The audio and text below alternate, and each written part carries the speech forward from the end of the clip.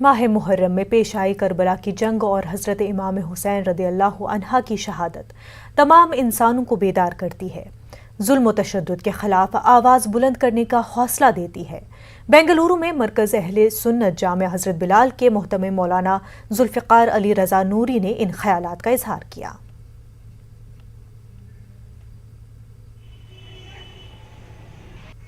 باطل اگر سر اٹھائے تو اس کے لیے آواز اٹھانا بہت ضروری ہوتا ہے۔ ظالم اگر ظلم کرے اور خاموش رہنا یہ بھی ایک ظلم ہی ہے۔ اگر کوئی ظالم اگر آگے بڑھ کر ظلم کرتا ہے تو آپ کے اندر اگر ہمت ہے تو مقابلہ کریں۔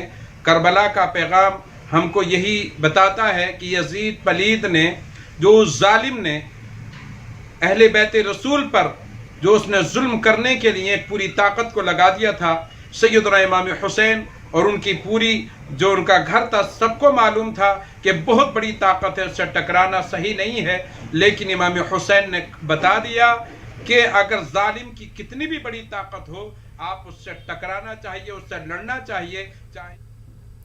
کورونا وبا کے دوران باہمی امداد اور انحصار کا جذبہ مستحکم ہوا ہے۔ ملک اس وبا سے متحد ہو کر مقابلہ کر رہا ہے۔ ٹیکہ کاری کے اعلان کے بعد ہم بہتر تعاون کریں جسے ہم کورونا کو مات دینے کی جانب قدم بڑھا سکیں۔ نیٹ ورک 18 اس مہم میں ہر قدم پر آپ کے ساتھ رہے گا۔ جب تک سبھی محفوظ نہیں ہوتے تب تک کوئی بھی محفوظ نہیں ہوگا، اور اسی سوچ کی بنیاد پر ہماری مہم سنجیونی کا مقصد یہ یقینی بنانا ہے کہ ویکسین پانا سبھی ہندوستانیوں کا حق ہے۔